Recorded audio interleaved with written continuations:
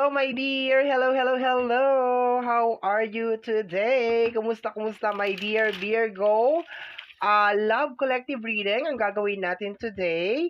And my dear, ang ating private reading ay nagbabalik. Ilalagay ko yung link ng ating description. Ilalagay ko yung link ng ating Facebook page sa ating description box down below. Pero, huwag magtampo pag hindi na-replyan kaagad kasi as of this moment, sinusubukan pa naming ayusin yung mga naunang mag-inquire bago tayo mag-cut ng private reading if they are still interested. Pero hoping na mga first week of July, mga July 1, mga ganyan July 2, ma-accommodate na natin yung mga bagong mag-inquire ng private reading. Okay? So, yon my dear. So, let's go na tayo sa ating reading. Let's go, let's go, let's go. Welcome po sa ating channel. Sa mga hindi pa po nakakakilala sa akin, my name is RJ, your tarot card reader. Okay? So, ang tagal din natin na nagpahinga sa tarot, sa private. Ang tagal din natin na nagpahinga doon. Okay, pero ngayon, we are good, we are okay, kaya tayo magbabalik. We have here the Ten of Swords. Okay, so dun muna tayo, my dear Virgo, sa energy mo. Okay, so this is your energy daw, my dear, the Ten of Swords. Okay, so definitely relationship na energy. Ayan, parang may gap, parang may separation over here. Ayan, and ngayon ko lang napansin, my dear, na hinubad nung isa yung kanyang singsing. Okay. So, hinubad niya yung kanyang singsing. Ayan, nakikita mo dito. Ayan, parang hawak niya yung kanyang singsing. And then yung isa ay suot pa yung singsing. Okay, so clarify natin yung card na yan. Let us clarify yung card. Paki-clarify po yung ating Ten of Swords, energy ng ating Virgo, ating mga my dear Virgo. Paki-clarify. The Magician. Okay. So, So, ang nakukuha ko dito, my dear, is parang, actually, kaya pa naman siyang maayos eh.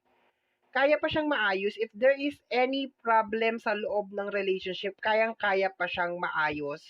Pero nararamdaman ko dito, my dear, na parang, alam mo yon, parang may nag-give up na dun sa relationship or dun sa connection, okay? So, dahil reading mo to, baka ikaw yung nag-give up doon sa relationship, okay? Pero may magician eh. So, baka ikaw yung gustong ayusin yung relationship. Ang gulo. Okay, kuha pa ako ng isang card, my dear. Medyo naguluhan ako ng very, very slight. Yes, ikaw nga yung gusto mo ayusin yung relationship, my dear. Okay, you wanna fix the relationship. Okay, tama. Ikaw yung gusto ano, my dear, mag-fix ng relationship. Okay. So, gusto mo ayusin yung relationship over here, pero yung isa para nag-give up na. Ayan na, nag-give up na yung siya. Nag-give up na siya. Ikaw siguro to, and then siya to. Okay, siya yung nag-give up. Somebody is giving up on the relationship. Nararamdaman mo yun, my dear. Pwede pa siyang maayos, honestly. Okay, pwede pa maayos yung relationship, my dear. Akala ko nung una nga ikaw yung nag-give up eh. Okay. Pero hindi. Gusto mo maayos yung relationship. Alam mo, my dear, na kaya pang maayos yung relationship. Pero nag-give up na siya. Okay? So, dito pa lang sinasabi na nag-give up na siya. So, halukayin na natin, my dear, yung outside na energy. Kasi ikaw, it's really obvious naman sa dalawang card na to. Sa tatlong card na to, my dear, the Magician and the Emperor, na gusto mong maayos yung connection. Okay? Or kaya mong ayusin yung connection. Okay? So, let's go tayo, my dear. Umpisahan natin sa Earth sign. Okay? So, kung ang karelasyon mo, my dear Virgo, is Taurus, or kapwa mo Virgo, or Capricorn, ito, my dear, yung kanyang magiging energy. Okay? Tingnan natin. Tingnan natin, ha?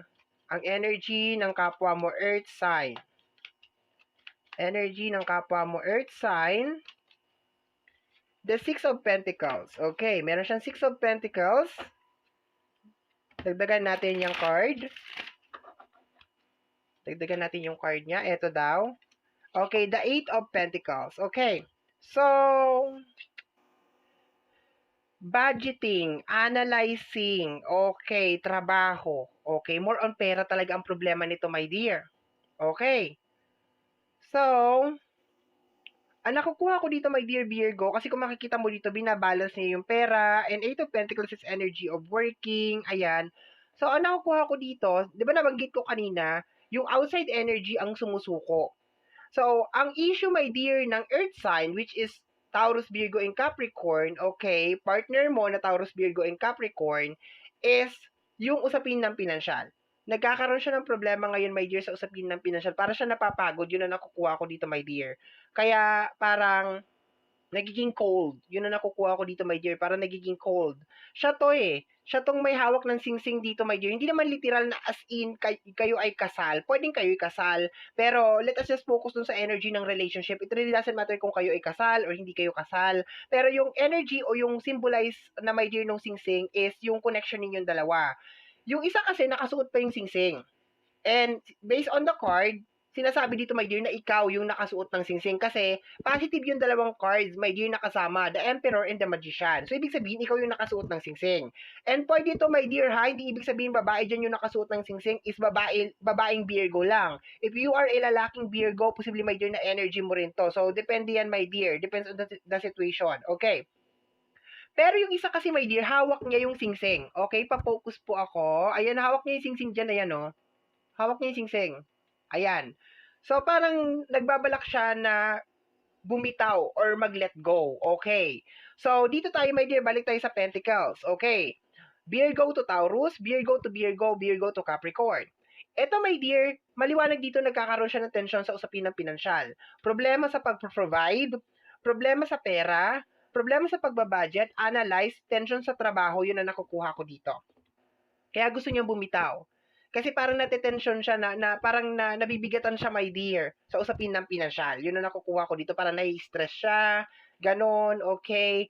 And parang hindi niya na-manage, my dear, yung usapin ng pinansyal. Yun ang nakukuha ko dito. Basta nagkakaroon to ng problema, my dear, sa usapin ng pinansyal and then nadadama yung relationship. If just in case yung partner mo na earth sign, Taurus, Virgo, and Capricorn, is acting really, really weird, okay? Parang ang weird ng mga pinagkikikilos, parang wala lagi sa mood, mainit ang ulo at kung ano-ano. Ang dahilan, my dear, nape-pressure siya sa usapin ng pinansyal. Ayan, nape-pressure siya dito. Ayan, no? Nape-pressure siya. Okay? Kasi wala namang any involved na ano dito. Puro pera to, my dear. Like, puro money to. Okay, money. Pagbibigay, pag-provide, ayan, pagbabalance, okay, pagbabudget, okay, yun ang nakukuha ko dito. Ayan, tapos yung pagtatrabaho, posibleng talagang subsob na pagtatrabaho, okay, tapos kulang pa rin yata yung kinikita, hindi pa rin talaga sapat, nape-pressure siya, na-stress siya.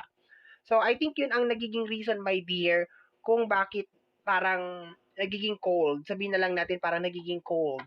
Okay. Dahilan ng pagiging cold ng partner mo. Okay? Money to. Money yung problema ng Taurus, Virgo, and Capricorn. Okay? So, unahin na natin isunod na natin pala, my dear, yung pinaka-last. Okay? So, itong pinaka-last, my dear, is energy to ng fire sign, Aries, Leo, and Sagittarius. So, ang connection is Virgo to Aries, Virgo to Sagittarius, Virgo to Leo. Okay? So, tingnan natin. Ano naman pinaglalaban ng partner mo na fire sign? Okay, tingnan natin. Anong pinaglalaban ng mga fire sign? Anong meron sa kanila? Okay, tingnan natin. Let me see. Okay, the Six of Wands. Okay, magandang Six of Wands. Energy ng success. Okay, energy ng success. Clarify natin yan. Okay, paki-clarify po ang Six of Wands para sa ating my dear fire sign. We have here the Nine of Wands. Okay. So, my dear, kinakain ng sistema si fire sign. Okay, kinakain siya ng ano. Nakukuha ko dito, my dear, diretsuhan tayo ha. Parang ang yabang nung dating.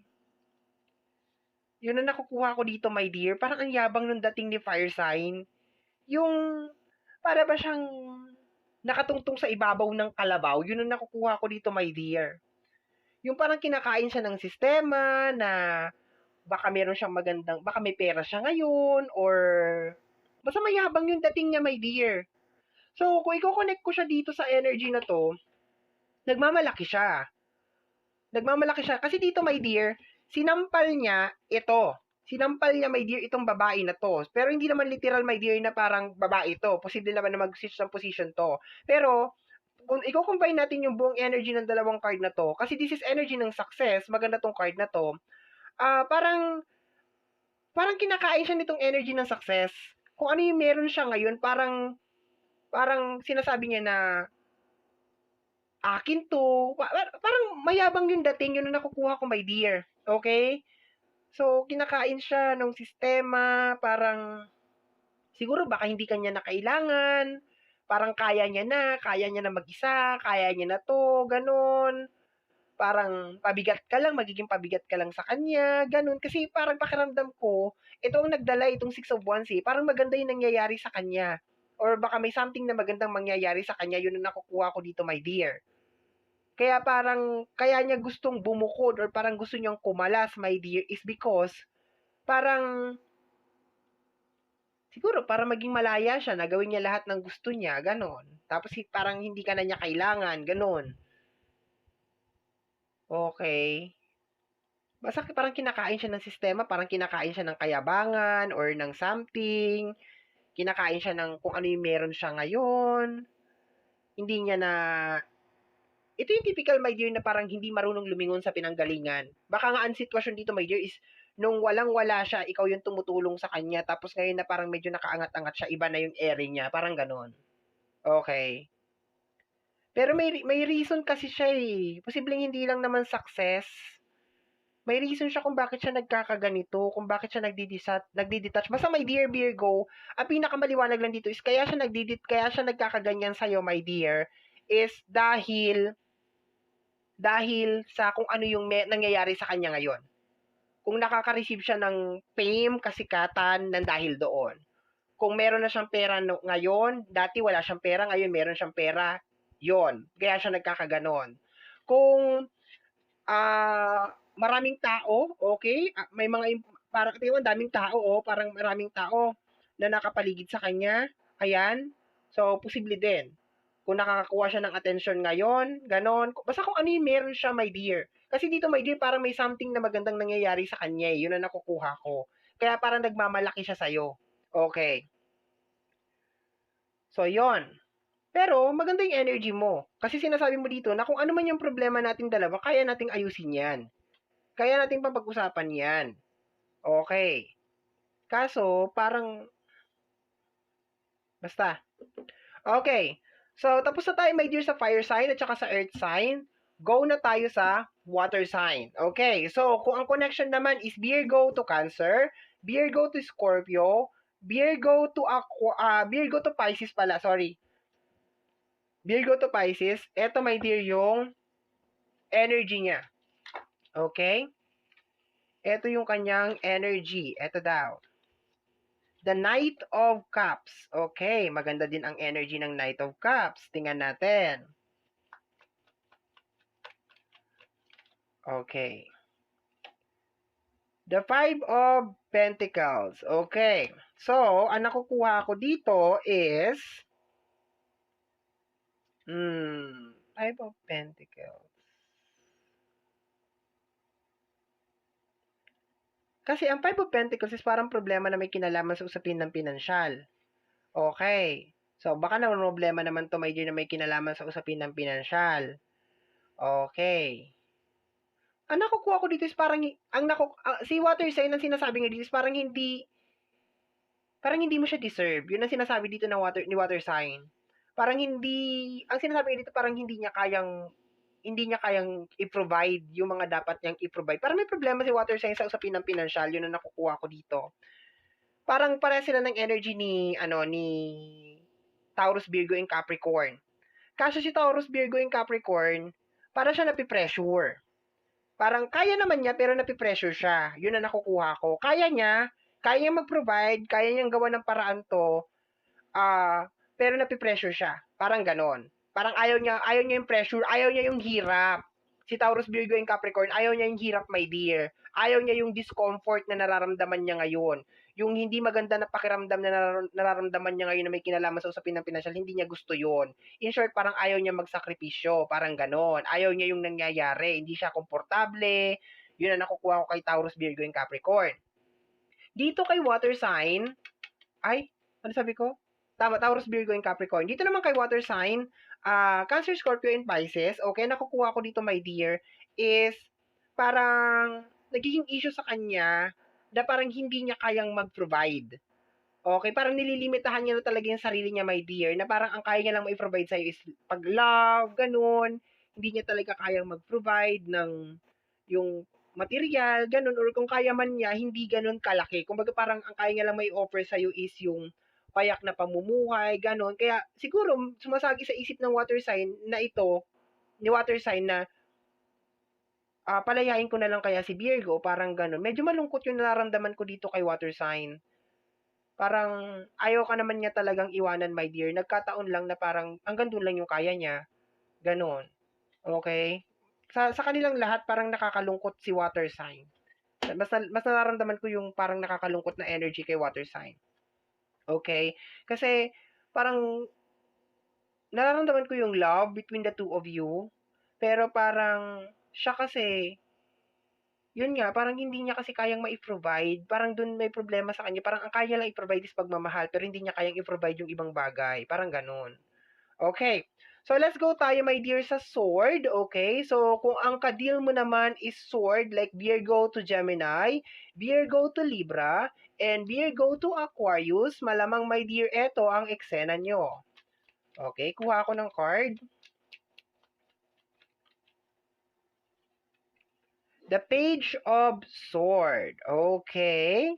So, tingnan natin anong meron sa page. Clarify po, paki-clarify po ang Page of Sword. Eto daw. Another Page of Sword. Okay, dalawang page. Page. Okay. So, ang nakukuha ko dito, my dear, is una pa dalos-dalos sa decision, my dear. Okay, hindi niya masyadong pinag-iisipan yung mga ginagawa niya. Yun ang nakukuha ko dito sa card na to. To the point na parang pumapalpak yung mga ginagawa niya. Ganon. So, parang immature na energy related sa energy ng mga action. Yun na nakukuha ko dito kay Gemini, Libra, and Aquarius. Parang isip bata. Hindi pinag-iisipan ng maayos yung mga ginagawa. Tapos at the end of the day, parang na lang siya, sige na lang ng sige, pasok na lang ng pasok. Ganon, pabigla-bigla sa mga desisyon. Yun na nakukuha ko. Ngayon, parang ang nakukuha ko dito is nagkakaroon ng pressure sa kanya, my dear. Okay, nagkakaroon ng pressure. And at the same time, may nakukuha ako dito na Gemini, Libra, and Aquarius na parang ini-stock ka yata nito, my dear. Parang ini-stock ka or parang pinababantayan ka or something like that. But anyway, isang energy lang yun na nasagap ko, my dear Virgo, na parang may nag-i-stock, parang pinababantayan ka or parang ganyan, yun na nakukuha ko. Pero, ang pinaka-reason nitong sword na to, Gemini, Libra, in Aquarius, is immature na pagdesisyon. As in, sobrang immature na pagdesisyon, pabigla-bigla, padalos-dalos, pabugso-bugso. So, baka itong nararamdaman niya ngayon, my dear, is bugso lang ng kanyang damdamin, okay? Hindi talaga niya to napag-isipan, okay? Na parang gusto niya nang bumitaw sa relationship, ayaw niya na. And at the same time, nakikita ko dito na meron din itong mga problema, my dear, na parang nagkapatong-patong na dahil din sa ginawa niya na padalos-dalos na desisyon. Yun na nakukuha ko dito, my dear. So, I think yun na nagiging reason kung bakit parang gusto niya mag-let go or parang gusto niya bumitaw sa relationship. Kasi, bakit ba kasi? Kasi, hindi ko naman nararamdaman na nahihiya siya. I think parang pressure siguro. Dahil sa pressure.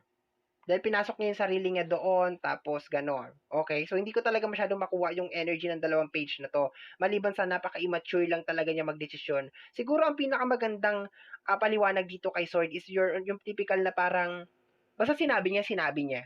Yung ayoko na sa'yo, ayoko na ng ganyan, yung ganon. Kasi yung mga bagay na nangyayari sa buhay niya ngayon, ginusto naman niya yun. Kahit na sabihin natin na hindi maganda yung mga bagay na nangyayari sa buhay niya, or parang palpak, or hindi maganda, pero nakukuha ko dito, my dear, na ginusto niya yun at wala siyang dapat sisihin. Yun ang nakukuha ko dito. Pero, yung connection, my dear, dun sa hiwalayan, or parang gusto niyang bumitaw sa relationship or something, basta kung ano man yun, is pabugso-bugso na desisyon yun, my dear. Hindi niya masyadong napag-isipan. Kasi ikaw, ang gusto mo mangyari dito, my dear Virgo, is pag-ayusin natin, pag-usapan natin. Kaso, kagaya dito kay Fire Sign, Aries, Leo, and Sagittarius, kinakain siya ng sistema. Ma-pride na energy, mayabang na energy. So, kung meron kayong hindi pagkakaunawaan, nag-aaway kayo, definitely ang response sa'yo ng Fire Sign, Aries, Leo, and Sagittarius is puro kayabangan at saka pride. Dito naman, my dear, si Taurus, Virgo, and Capricorn, baka pag tinatanong mo to, kumusta ka, ganito, ganyan, gano'n, sasabihin niya, puro okay, okay, okay, okay lang. Kahit na napipressure na siguro siya or something. Okay, yun na nakukuha ko dito. Or baka pinipilit niyang kayanin maski hindi naman. Oo na lang ng oo. Siguro parang ganun ha. Nag-a-assume lang ako ng scenario between you at saka sa mga bawat zodiac sign. Dito naman, my dear, kay Caps, okay, energy ng Cancer, Scorpio, and Pisces, ang nakukuha ko dito, my dear, is parang nahihiya siguro siya, my dear, kasi parang hindi hindi niya kayang i-provide yung mga bagay na dapat pino-provide niya. Yun ang nakukuha ko dito, my dear. Parang hindi niya kayang lalo na may sa usapin ng pinansyal, pero parang nagkakaroon siya ng problema doon, my dear. Kaya siguro parang gusto niya nang bumitaw sa relationship, tapos parang gusto na lang niya siguro mag-asawa ka na lang siguro ng mayaman or ganon. Yun ang nakukuha ko dito, my dear, para gumanda yung buhay mo or something. Yun ang nakukuha ko. Ganyan, na nakukuha ko. Nalulungkot ako actually sa energy ng water sign. Medyo parang nadudurog yung puso ko kasi parang gusto niya, my dear, na lumaya ka na lang sa connection ninyong dalawa para maging okay ka lang, para maging, alam mo yun, maging masagana at maging maayos ka lang. Dito, my dear, sa energy ng Sword, Gemini, Libra, and Aquarius, immature to. Pabigla-bigla yung decision nito, my dear, okay, hindi niya pag-iisipan. So, posible ang mangyari sa inyo dito ng Sword na to is makikipaghiwalay, aalis ng bahay, magbo-walk out, and then after ilang buwan, after ilang araw, magme-message, babalik, parang ganun. Kasi, hindi na talaga niya pinag-iisipan, my dear, yung mga desisyon na ginagawa niya, padalos-dalos lang siya, pabugso-bugso na lang siya, may para siyang ano, yung mayroong araw na gusto kanya, may araw na hindi kanya gusto, parang gano'n. Parang hindi mo siya maintindihan. Gano'n ang nakukuha ko dito, my dear, sa kanya. Ganyan ang magiging sitwasyon niyo nitong energy na 'to, na parang mamaya okay kayo, tapos mamaya hindi na kayo okay. Mamaya okay siya, tapos mamaya malungkot siya, mamaya galit siya, tapos mamaya masaya siya. Parang parang may bipolar na ugali 'tong ano na 'to, sword na 'to, okay? 'Yun ang nakukuha ko, my dear. So, my dear, yan ang iyong Love Collective reading. Somehow, my dear, kung nagustuhan mo to, especially kung napadaan ka lang, don't forget to subscribe. Pakita, my dear, yung notification bell para ma-update ka every time na meron tayong mga bagong upload.